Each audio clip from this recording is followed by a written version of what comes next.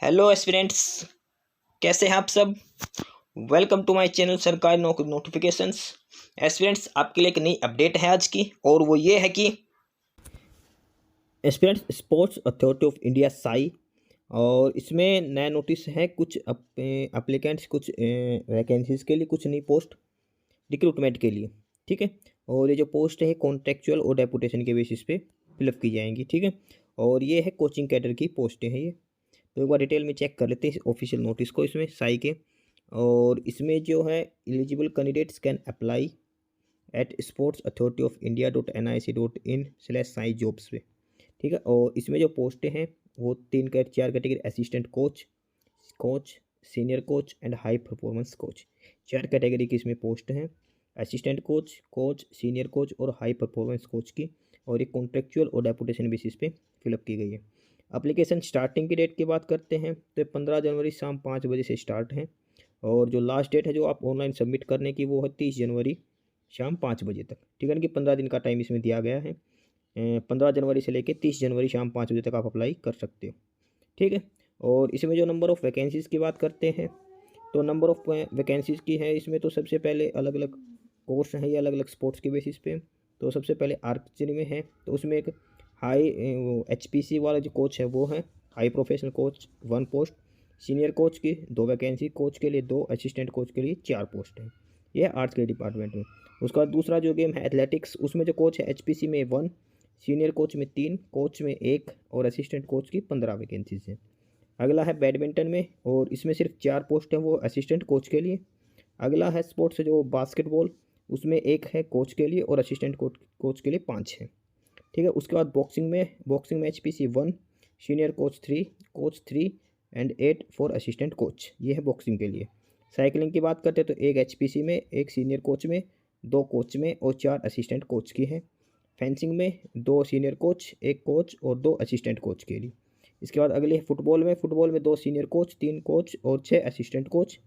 और उसके बाद है जिम्नास्टिक में 1 सीनियर कोच है, 1 कोच है और 3 असिस्टेंट कोच है, ठीक है। ये है डिसिप्लिन, अलग अलग खेल के हिसाब से वैकेंसीज का चार्ट दे रखा है, ठीक है। उसके बाद अगले जो है वो है हैंडबॉल में 3 है, वो है असिस्टेंट कोच की 3 वैकेंसीज। हॉकी में HPC में 1 है, सीनियर कोच की 2 है, कोच की 2, 10 असिस्टेंट कोच के लिए। उसके बाद जूडो में 1 HPC, 1 senior coach, 1 coach, 2 assistant coach के लिए। कबड्डी में बात करें तो 5 सीनियर कोच की, 4 कोच और 9 असिस्टेंट कोच। ये वैकेंसीज है अलग अलग खेल के हिसाब से। अगला है कराटे में 1 सीनियर कोच, 1 कोच और 3 असिस्टेंट कोच के लिए। अगला है कयाकिंग एंड कनोइंग में 2 सीनियर कोच, 2 कोच और 3 असिस्टेंट कोच की। उसके बाद खो खो में 1 असिस्टेंट कोच की वैकेंसी है। रोइंग की बात करते हैं 2 सीनियर कोच, 2 कोच और 4 असिस्टेंट कोच की। उसके बाद है स्पे कराटे को, इसमें 1 पोस्ट है असिस्टेंट कोच की, ठीक है। और उसके बाद शूटिंग में 1 कोच और 2 असिस्टेंट कोच की। स्विमिंग की बात करते हैं तो 1 senior coach, 2 coach, 2 assistant coach की। उसके बाद 21 नंबर है टेबल टेनिस, इसमें 4 सीनियर कोच, 2 कोच और 3 असिस्टेंट कोच। इसके बाद अगला है ताइक्वांडो में 3 सीनियर कोच, 2 कोच और 7 असिस्टेंट कोच। इसके बाद है वॉलीबॉल में 2 सीनियर कोच, 2 कोच और 2 असिस्टेंट कोच। वेट लिफ्टिंग में 1 HPC, 2 सीनियर कोच, 2 कोच और 2 असिस्टेंट कोच की, ठीक है। इसके बाद है रेसलिंग में 1 HPC और 6 सीनियर कोच, 5 कोच और 11 असिस्टेंट कोच। लास्ट है वुसु में 1 HPC, 1 कोच और 1 असिस्टेंट कोच, ठीक है। तो ये सारी वैकेंसीज हैं अलग अलग गेम के हिसाब से। टोटल ये 25-26 टाइप के जो गेम हैं इनमें अलग अलग 4 कैटेगरी में डिवाइड किया है। HPC, सीनियर कोच, कोच और असिस्टेंट कोच की। ओवरऑल वैकेंसीज की बात करते हैं तो ये इसमें टोटल वैकेंसीज हैं। HPC की 9 है, सीनियर कोच की 45 है, 43 है कोच के लिए, 117 है असिस्टेंट कोच के लिए, ठीक है। बाद में नंबर ऑफ वैकेंसीज कम या ज़्यादा भी हो सकती है। उसके बाद इनका जो सिलेक्शन किया जाएगा या तो कॉन्ट्रैक्ट बेसिस पे या फिर डेपुटेशन के लिए। डेपुटेशन होगा वो शॉर्ट टर्म होगा, कॉन्ट्रैक्चुअल इनका अलग से टाइम बाउंड होगी, ठीक है। तो जो भी अप्लाई करना चाहता है वो ऑफिशियल साइट इनकी स्पोर्ट्स अथॉरिटी ऑफ इंडिया .nic.in/साइट जॉब्स पे, यहाँ पे जाके आप अप्लाई कर सकते हैं। 15 जनवरी से स्टार्ट है, लास्ट डेट 30 जनवरी शाम 5 बजे तक है, ठीक है। और इसके बाद एलिजिबिलिटी क्राइटेरिया दे रखा है इसमें। तो एसेंशियल क्वालिफिकेशन है कॉन्ट्रेक्चुअल एम्प्लॉयज़ के लिए जो कॉन्ट्रेक्चुअल अप्लाई करना चाहते हैं। तो उसमें सबसे पहली पोस्ट है वो है असिस्टेंट कोच के लिए। असिस्टेंट कोच के लिए जो अप्लाई कर सकता है उसके लिए जो एलिजिबिलिटी है, या आपके पास डिप्लोमा या फिर डिप्लोमा होना चाहिए कोचिंग में, और डिप्लोमा कहाँ से होना चाहिए, तो साई से या NS NIS से या फिर किसी भी रिकॉग्नाइज्ड इंडियन और फॉरेन यूनिवर्सिटी से, ठीक है। या फिर आपका ओलंपिक, पैरा ओलंपिक या फिर इंटरनेशनल पार्टिसिपेशन होना चाहिए, और या फिर आपके पास द्रोणाचार्य अवार्ड होना चाहिए। तीनों में से कोई एक आपके पास होना चाहिए असिस्टेंट कोच के लिए, ठीक है। इसके बाद अगली क्वालिफिकेशन है वो कोच और सीनियर कोच दोनों के लिए सेम है, और इसमें जो क्वालिफिकेशन आपके पास डिप्लोमा होना चाहिए, और या फिर आप मेडल विनर होना चाहिए ओलंपिक, पैरा ओलंपिक या वर्ल्ड चैंपियनशिप, ठीक है, या फिर 2 बार ओलंपिक में पार्टिसिपेशन होना चाहिए। उसके बाद है Olympic, para Olympic, international participation होना चाहिए, या फिर आप द्रोणाचार्य अवार्ड होना चाहिए। इसमें ये चारों में से कोई भी एक क्वालिफिकेशन आपके पास हो सकती है, तो आप कोच या सीनियर कोच के लिए अप्लाई कर सकते हो, ठीक है। लास्ट जो है वो HPC के लिए, हाई परफॉर्मेंस कोच के लिए, इसमें आपके पास डिप्लोमा होना चाहिए, ठीक है। साथ में आपके पास मेडल विनर होना चाहिए किसी भी ओलंपिक या पैरा ओलंपिक में, या फिर आपके पास द्रोणाचार्य अवार्ड होना चाहिए। इन तीनों में से कोई एक क्वालिफिकेशन आपके पास होनी चाहिए, ठीक है। और उसके बाद ये experience required for coaches in various grade of coaching to be required on contract basis as follow. Assistant coach के लिए कोई एक्सपीरियंस नहीं है। सिंपल कोच के लिए 5 साल का कोचिंग एक्सपीरियंस होना चाहिए, या फिर 2 साल का कोचिंग एक्सपीरियंस होना चाहिए जो कैंडिडेट्स ने ओलंपिक या पैरा ओलंपिक में पार्टिसिपेट किया है उनको, ठीक है। अगर आप सीनियर कोच के लिए अप्लाई करते हो तो आपके पास 7 साल का कोचिंग एक्सपीरियंस होना चाहिए किसी भी स्पोर्ट्स में डिप्लोमा होल्डर के लिए, या फिर आपको 2 साल का कोई भी मेडल विनर स्पोर्ट्स में आपका पार्टिसिपेशन होना चाहिए।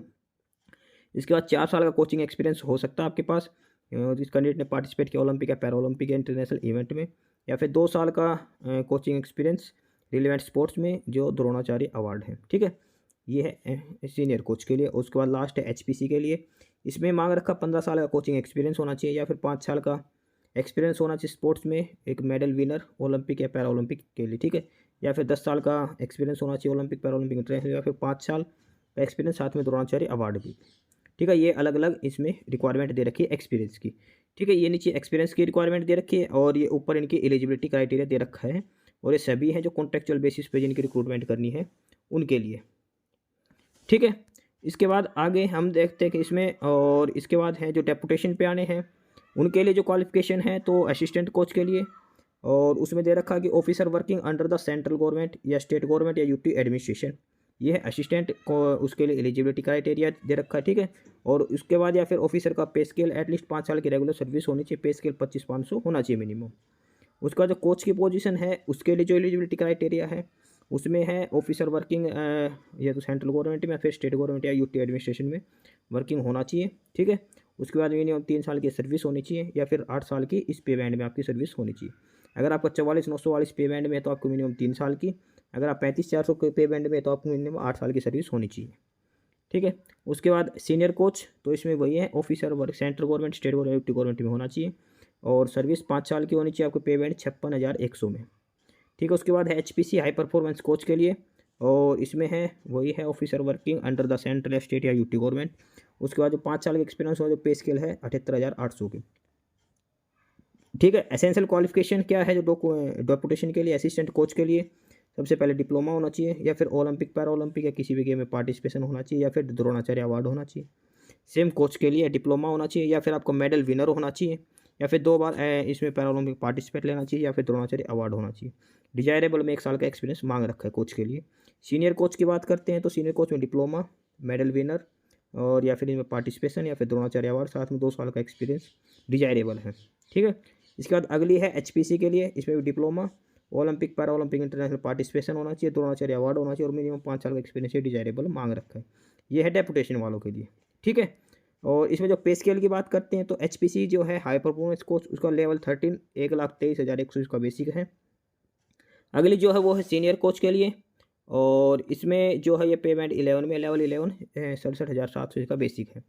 जो ओवरऑल सैलरी पड़ेगी HPC के लिए वो 2,20,000 पर मंथ के हिसाब से मिलेगी। सीनियर कोच को मिलेगी 1,25,000। अगली है कोच के लिए लेवल 10 में 56,100 बेसिक है, और इसकी जो सैलरी मिलेगी कॉन्ट्रेक्चुअल के 1,05,000। अगली है असिस्टेंट कोच लेवल 6 35,400, इसकी सैलरी पड़ेगी 50,300 के हिसाब से, ठीक है। ये इन चारों पोस्टों का है, ये इनका पे स्केल दे रखा है अलग अलग से, ठीक है। इसके बाद other condition tax deduction other allowance TATA नहीं मिलेगा।